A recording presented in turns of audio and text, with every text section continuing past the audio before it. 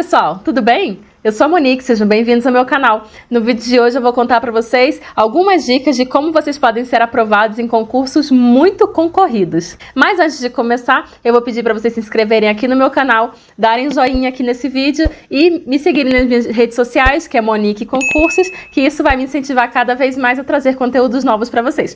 Beleza? Então vamos começar. A primeira dica que eu tenho que trazer aqui para vocês é que no momento que vocês decidirem fazer esse concurso muito concorrido, que tenha muitos candidatos, né? Vocês têm que fazer uma análise prévia já do último edital para esse mesmo concurso, para o cargo que vocês queiram concorrer, tá? Nessa análise que você vai fazer, você vai analisar quais foram as disciplinas cobradas, quais foram os pesos de cada disciplina, quantas questões caíram na prova, né? E se não tiver no edital, você dá uma olhada ali na última prova para ver quantas questões caíram na prova. É interessante também que você veja qual foi a nota de corte desse concurso anterior. Geralmente nas páginas das bancas de concursos públicos ou até nas páginas do próprio órgão que você vai fazer o concurso, tem lá quais foram os últimos nomeados, né? Então você pode pegar o nome do último nomeado, jogar lá na lista de aprovados no site da banca e aí você consegue ter uma noção ali da nota que esse último nomeado fez na prova, então seria a nota de corte ali para ser convocado. Você vai usar mais ou menos essa nota de corte aí para se basear para qual nota que você vai ter que ter para ser aprovado, mas sempre coloque um nível bem acima, tá? Porque conforme os anos vão passando, os concursos têm ficado bem mais acirrados, bem mais difíceis, concorridos, então não é interessante que você se baseie aí nesse limite mínimo, né? Nessa nota de corte. Coloque algumas pontuações a mais aí, para que fique bem folgado. A segunda dica que eu dou é que você precisa estudar antes de sair o edital. Então você precisa fazer aquele estudo pré-edital, focado, planejado, tudo bem certinho, porque quando o edital sair, você já vai estar no caminho certo ali para sua aprovação. Não vai ter toda aquela agitação, aquela ânsia, né? Aquele nervoso de ter que estudar assim tudo faltando 2, 3 meses para a prova, que acaba sendo muito complicado para quem está começando ali em cima da hora. Então, para concursos muito concorridos, assim, na verdade para todos os concursos, mas principalmente para concursos muito concorridos, muito difíceis, é essencial que você faça um estudo pré-edital.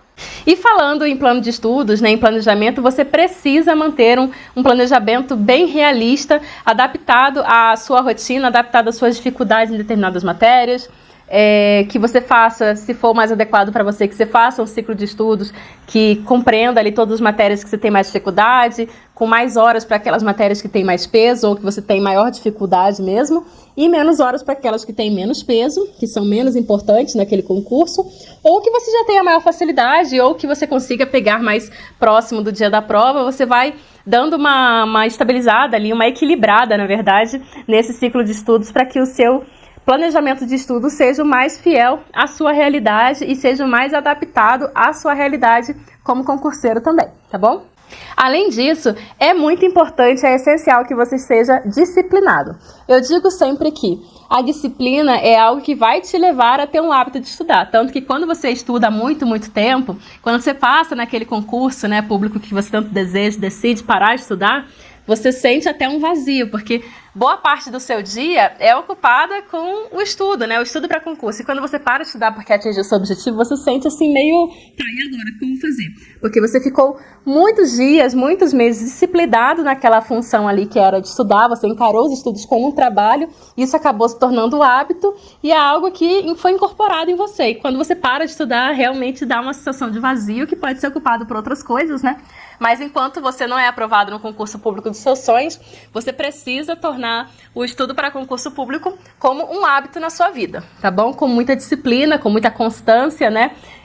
Com muita regularidade. E constância que eu quero dizer não é que você precisa estudar todos os dias aquela mesma quantidade de horas. Constância que eu quero dizer é que você precisa estudar pelo menos um pouquinho todos os dias, ou caso você tenha algum dia que você não possa estudar, você pega e compensa no dia seguinte, mas sem jamais desistir porque passou 1 ou 2 dias sem estudar, tá? Outra coisa muito importante para quem vai fazer esses concursos assim muito concorridos é você preparar seu psicológico, porque você olha um concurso assim, tipo INSS, Polícia Federal, esses concursos de tribunais judiciários, né? E geralmente eles atraem muitos candidatos, né? Porque tem pessoas assim que são extremamente bem preparadas, pessoas que estão mais ou menos ali no meio, né, da preparação de concursos públicos. E tem pessoas ali que simplesmente são, como eu digo, figurantes, né? Não estudaram, pegaram ali, fizeram inscrição porque quiseram ver no que ia dar, não sabem que matéria que vai cair, não sabem direito qual o cargo, qual o órgão que vai fazer, enfim, estão ali fazendo um concurso porque acharam que deviam fazer, mas não se prepararam para isso. E essas pessoas são a grande maioria ali de toda essa concorrência, né? Eu estimo que de todas as inscrições que são feitas em concursos públicos, isso é uma estimativa minha, tá? Mas ali em torno, acho que de 70%, mais ou menos, nem tem ideia direito do que vai cair na prova e nem estudaram com seriedade durante o período do pós-edital até o dia da prova. Então, mantenha seu psicológico em dia, porque, como vocês sabem, o concurso ele já é complicado, porque tem muitas pessoas que estão preparadas e geralmente são poucas vagas, mas se você fizer uma preparação legal e motivar o seu psicológico em dia, as chances de que você tenha uma aprovação são muito maiores do que aquelas pessoas que, apesar de terem tido uma boa preparação, não têm um bom psicológico, principalmente para o dia da prova, né? Tem pessoas que estudam muito, assim, fazem toda uma preparação, tem mentoria, fazem dezenas de simulados, né? Tem resumos, mapas, que seja, mas chega no dia da prova, fica extremamente ansioso, extremamente nervoso e não conseguem desenvolver bem aquilo, né? Que estudaram, não conseguem puxar da memória aqueles assuntos que foram gravados nos últimos dias, né? Nos últimos meses, exatamente porque estão muito nervosos e acaba atrapalhando todo o aprendizado que elas tiveram. Dá aquele famoso branco, né? De tão nervoso, dá um branco que atrapalha tudo. Então, sempre que for possível, mantenha o seu psicológico em dia, mantenha-se, assim, tranquilo, sereno, tendo a ciência de que você está fazendo o melhor que pode, mas é claro que a aprovação é algo que não é fácil de conseguir, mas você está fazendo tudo aquilo que está dentro do seu possível e você, quando terminar sua prova, você vai estar satisfeito com o seu desempenho porque não deixou nada para trás, certo? Mais uma dica, não esqueça da preparação para a fase discursiva. E a fase discursiva que eu digo aqui é tanto a redação quanto questões discursivas, peças técnicas, relatórios, né, estudo de caso, o que seja. A fase discursiva é muito importante porque em determinados concursos, por exemplo, em 200 pontos no total, pode ser que 100 sejam das questões objetivas e 100 da parte discursiva. Então, metade da prova é a parte discursiva. Inclusive, o meu concurso do TCU foi exatamente isso. Metade da prova era metade da pontuação da prova era a parte discursiva. E por causa disso que eu ganhei até muitas posições, apesar de não ter tido uma discursiva excelente. Eu tive uma discursiva boa e isso que me fez destacar, assim, dos demais concorrentes que estavam na minha frente e fez eu subir, assim, dezenas de posições, né? E também é bem importante que você tenha esse mesmo pensamento para as redações, porque tem muita gente que não liga para a redação, que acha que a redação pode ser feita de qualquer jeito, que é igual uma redação de Enem, ou uma redação de vestibular, ou aquele tipo de redação que a gente faz na escola, né? E é totalmente diferente. Por exemplo, a FCC, você tem que ter toda uma pegada mais filosófica. Eu não sabia disso, então na primeira prova que eu fiz da FCC, eu tirei 7,25, fui muito mal, perdi quase 100 posições. E nas demais, né, quando eu percebi que a redação realmente tinha afetado todo o meu desempenho, eu procurei um curso de redação, fiz toda a minha preparação certinha, fiz algumas redações, né, antes da prova, e aí consegui resultados excelentes que me puseram ali dentro das vagas e até na segunda colocação no TRF da 4ª Região. Então, para vocês verem como a redação é extremamente importante. No concurso do TRT de São Paulo, eram mais de 80 mil candidatos, né, no cargo que eu fiz para técnico judiciário. E eu consegui ficar na 22ª colocação, sendo que só com as questões objetivas eu ficaria em 220 alguma coisa, mas por causa da minha redação nota 9, eu subi para a 22ª colocação e fiquei dentro das vagas. Então, para vocês verem, apesar de ter muita gente na concorrência, né, mais de 80 mil pessoas na concorrência, eu consegui me destacar muito por causa da minha nota de redação. Então, não deixem de lado a parte discursiva, tá bom? Não deixem de lado jamais, porque vale muito a pena você se dedicar a essa parte discursiva, porque pode fazer muita diferença, tanto pro bem quanto pro mal, né? Tanto assim, você pode subir várias posições, dezenas, centenas de posições, como você pode cair muitas posições, assim como já aconteceu comigo. Agora, uma dica muito pessoal, tá? Em vários concursos que eu fiz, o pensamento primordial que eu tinha era o seguinte: eu sempre estudava para ser a 01 do concurso público, para conseguir o primeiro lugar do concurso público. Isso não quer dizer que eu, assim, esperava ser a primeira colocada do concurso, ou eu que me achava demais, eu achava mais inteligente que os demais, nada disso. É porque geralmente tem aquela história, né?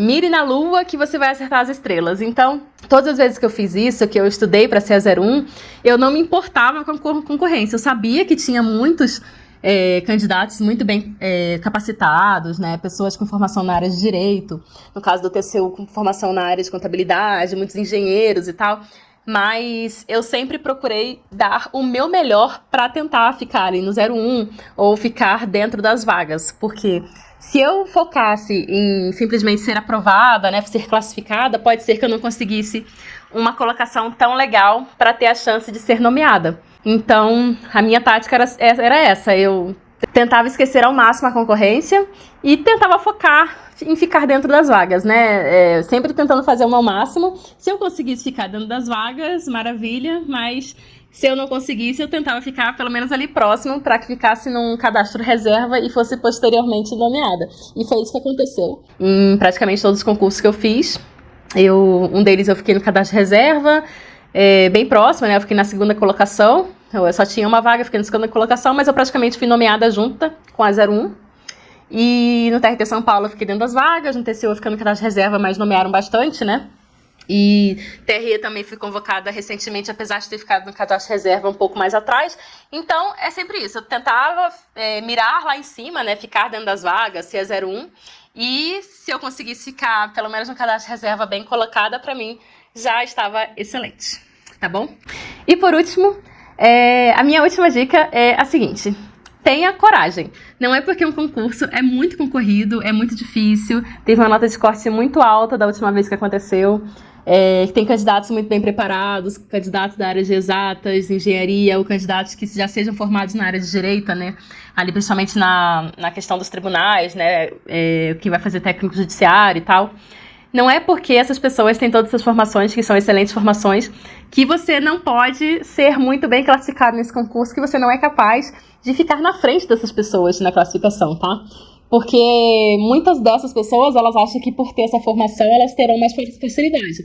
Mas a banca nos coloca sempre ali no mesmo nível. Então, tem uns ou outros ali que realmente têm mais facilidade em determinadas matérias que vão ser cobradas, mas você vê que quando a banca elabora as questões, ela coloca todo mundo ali mais ou menos no mesmo patamar, para quem é que se dedicou, quem leu as jurisprudências, quem treinou as questões da banca, quem fez tudo certinho, tenha mais chances de ter uma boa colocação, uma boa classificação, do que aquelas pessoas que simplesmente têm aquele conhecimento ali que aprendeu na faculdade e tal, e acham que aquilo vai ser totalmente aplicado ao concurso, mas na verdade não é isso que acontece, né? O estudo para concurso é um estudo muito particular, é um estudo que tem que ser direcionado para concurso, e muitas vezes só o conhecimento que você sai da faculdade não é o suficiente para conseguir a aprovação nele. Então, tenha coragem, sempre que eu falo, né, quando eu fui fazer o concurso do TCU, eu tive que virar aquela chavinha, porque eu tinha receio, eu vi o edital e eu falava com um edital muito grande, eu tinha até medo mesmo, né, nossa, eu nunca vou conseguir estudar todas essas matérias, eram quase 20 matérias e tal, nunca tinha estudado contabilidade, economia, nada disso, mas no momento que eu virei a minha chavinha,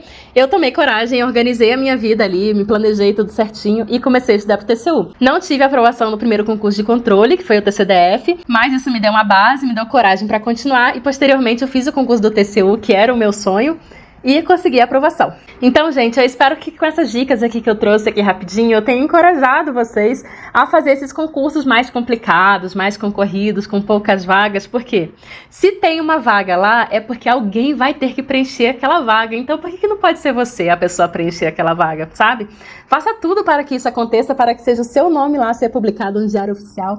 Isso vai ser só uma comprovação de todo o seu esforço, de toda a sua dedicação, da sua disciplina. E é muito legal quando você é aprovado no concurso público, mas quando você é aprovado no concurso público muito concorrido, muito difícil, é uma celebração, é uma sensação assim muito mais gostosa, porque você sabe, você viu que você é capaz. Então, não tenha medo, faça de tudo e encare de frente esse super desafio, tá bom? Que eu tenho certeza que vai dar certo. E depois você vai vir me contar aqui que veio sua aprovação num concurso super difícil, super concorrido, e eu vou ficar super feliz em saber da sua aprovação. tá bom? Então é isso, pessoal. Por favor, curta esse vídeo, se inscreva aqui no meu canal, me sigam lá no meu Instagram, Monique Concursos, e comentem aqui embaixo. Vocês pensam em fazer algum concurso super concorrido? Já pensaram e desistiram? Qual a sua maior dificuldade? Vocês têm algum pensamento assim que te impede a fazer esse novo desafio de um concurso muito concorrido? Conta aqui pra mim que eu vou estar sempre de olho, beleza? Então, até o próximo vídeo e tchau, tchau!